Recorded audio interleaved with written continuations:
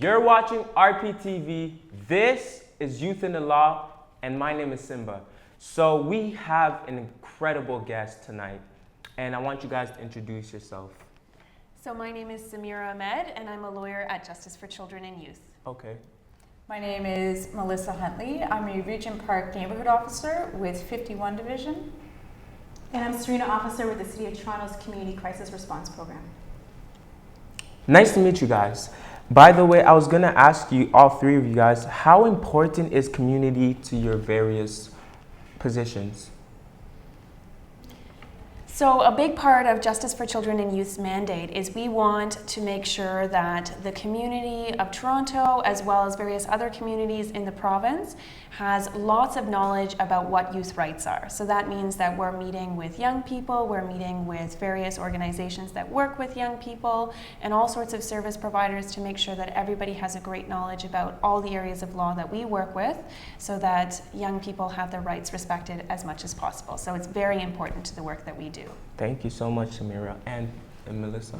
As a police officer, my goal is obviously to be there to help the community, but more specifically with my role as a neighborhood officer, the community is a key important part of my job, and I look forward to working with them on a daily basis. It gives us an opportunity to get out there and know people one-on-one, and it also gives the community an opportunity to get to know a police officer and build a strong relationship and hopefully build trust with the police force as a whole. Righteous. And you, Samira?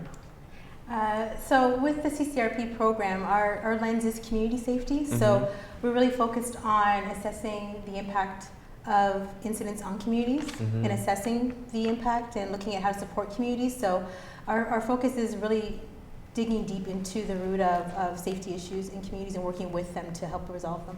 Right. Okay, so what would you say would be the most challenging part of your jobs? So in terms of the most challenging part of our job at Justice for Children and Youth is that there is certainly a lot of issues that young people face on a daily basis, and we want to make sure that young people have access to legal services.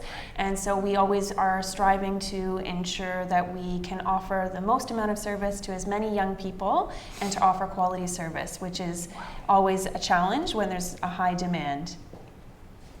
One of the most challenging parts of my job as a neighborhood officer is to work on reestablishing the trust that's been broken with the police service, and thankfully I work with a great community that has actually made it quite easy. So I've been really grateful to work with a community that's interested in rebuilding that relationship. Wow. I think within our program and my role is looking at creative ways to work with community partners to access resources. You know, often in a lot of roles, resources are limited within organizations, within communities, within homes. So finding creative ways to help access those and finding partners that are willing to help us to find those as well. Wow, okay, wow, I didn't even know that. But do you think, this is for you, Samira, do you think youth have a good understanding of their rights? So I think that's a really good question. I think that young people don't always have as much access to information about their rights as potentially they could have. And so I think that young people do have some sort of a subconscious thing that says that they're having a power interaction with somebody who's in a position of authority, and they feel as though something in that situation doesn't feel right. And they don't necessarily know that it's a rights violation, but something smells fishy about it. And so the big thing that we try and encourage is if something doesn't feel right to a young person, they should seek legal advice. And certainly Justice for Children and Youth has a line where young people can call to get legal advice, and that's a good way to do that. And what is that number? The number is 1-866-999-5329, and that's a toll-free number. Remember that, guys. And Melissa, I was going to ask you, what is the most common misconception about your job as a police officer? Well, I'd have to say it's that police officers like donuts. Just kidding. In all seriousness, I think a really big misconception is that we have quotas. Our goal is to keep the community safe, And sometimes that unfortunately does mean that somebody gets arrested or receives a ticket, but sometimes the situation calls for education and just having the person understand what's going on, you know, and how they can avoid making the same mistake next time. So I think that's a big misconception with our force. Thank you. And Samira and Scerena, if there, do you think the justice system is fair to young people now, in 2015? Well, I think that, and I'm going to answer this in the best way I think possible. A lot of any system or any mechanism or any tool has its flaws. So just like you know, doctors, you're going to find a really good doctor, and amongst those, you're going to find doctors that maybe aren't so great. Same thing with nurses, with teachers. Same thing's going to happen with the justice system. It's a system that was put in place with the best intentions to provide a service to the public, to seek justice for everyone equally. But unfortunately, like all systems and things that are developed and created, sometimes that there's flaws that are there that unfortunately result in situations that don't come out as well intended as it was meant to be. So specifically to young people, I don't think it always comes out fair, but I think the intention is there, and I think there's lots of mechanisms in place and supports and resources in place to help with that intention. Okay. And you, Samira? So in terms of the justice system, I think that one of the difficulties that exists within the legal system as a whole is that there's a lot of adults who are in a child's life who really believe that they know what's best for the child. And so in that circumstance, sometimes adults have a perception or a belief that they know what's best for a young person. And sometimes that makes it difficult because it contrasts with what the young person wants or what they believe is best for themselves, which comes into a difficult position when you're talking about rights, because the young person should be able to make an independent decision in many circumstances and might have their own views that need to be given proper weight and consideration, as well as what some of the adults are also considering. But when it comes to the youth criminal justice system, I think that there's some really positive things that exist for young people. One is that as a young person, every youth is entitled to legal representation when they're facing criminal charges, and that's a right that I think that courts are doing a really good job of enforcing. And I also think that what's great about the youth criminal justice system is that the system is distinct from the adult system, which means that the goals are really focused on making sure that a young person's contact with the justice system is limited and doesn't have to continue into the adult system. And I think that's something really positive, because we don't want to see young people having to stay in the justice system. But certainly there's definitely work to be done, and we're always willing to help young people to advance their rights. Righteous. And if there is one thing to change about the justice system, what would you guys improve?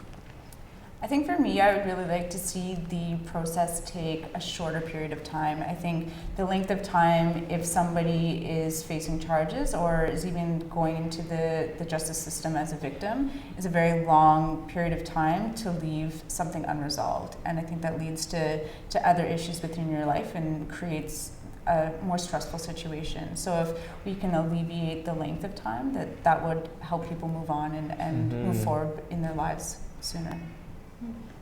I think one other area that would be helpful is with criminal records. And I mean, once someone has a criminal record, as a youth or as an adult, it has a significant impact on your life and your livelihood moving forward, right? So it can make it more challenging to access things like employment, or even education or housing or things like that. So I think somehow looking at the length of time it takes to address removing things from your record or getting a pardon or things like that would be helpful in terms of people's livelihoods, enhancing that. Nice.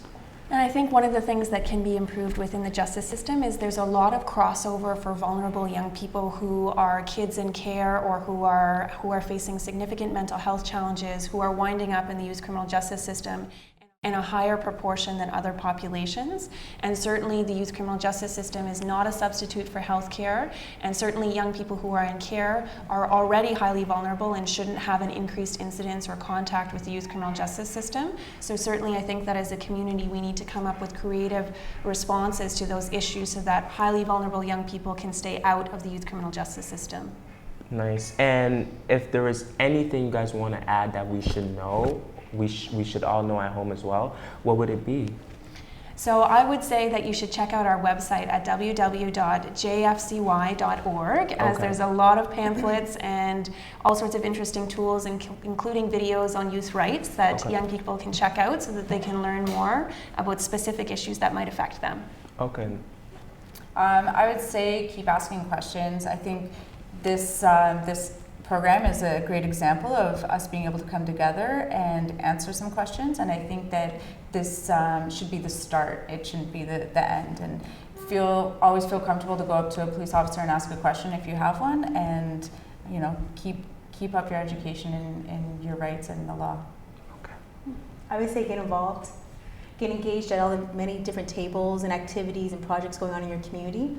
One of the best things that individuals can do in regards to community safety is knowing your community and getting involved. Knowing who the leaders are, knowing what opportunities are available to you, and through that you can learn a lot more and be a voice that speaks to how your community can be safe. Now we come to our true or false question segment, where the audience get to ask our panel questions.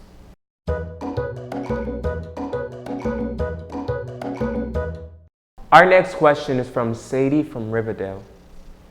If I'm treated badly by police, there's nothing I can do.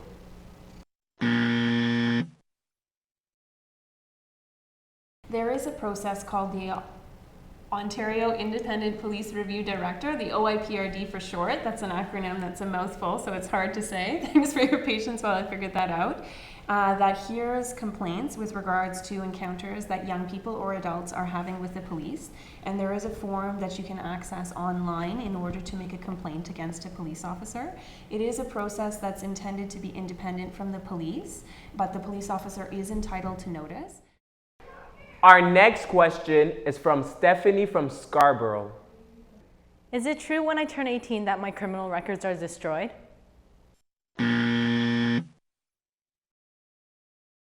Youth records are not destroyed when you turn 18. The period that a youth record is retained is actually dependent on how the charges that were laid against a young person were dealt with. So if charges were withdrawn, the charges should be removed from your criminal record check after 2 months. If you received a reprimand, it should also be 2 months. If you receive an absolute discharge, it's a term of 1 year. If you receive a conditional discharge, it's a term of 3 years. If you plead guilty to a summary offense, it's 3 years, and an indictable offense, it's 5 years. So that's a mouthful. But what we advise young people is that they should always know how their charges were dealt with so that they can receive advice from a lawyer about how long their record is retained. But some simple advice that we give to young people when they're going for a job interview and they're asked whether they've ever been convicted of a criminal offense, the answer is no, because if you're dealt with under the Youth Criminal Justice Act, there's a finding of guilt, not a conviction. And the second question is, if you have a criminal record and you're asked that question, the answer is also no, because it's a youth record. It's not a criminal record. Our last question is from Isaac from Regent Park. Is it true my parents get notified if I go to a counselor?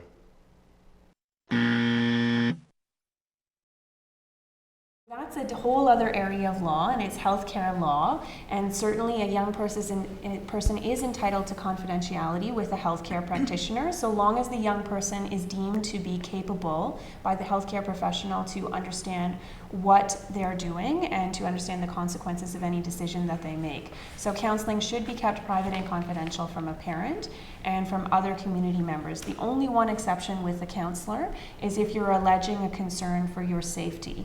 In that circumstance, the counselor would be able to breach confidentiality and notify a local child welfare agency of the concerns related to their safety. That is a wrap for True or False question segment. And you guys are watching Youth in the Law. Thank you guys so much for coming. Thanks for having us. It's great. And thank you guys at home for watching.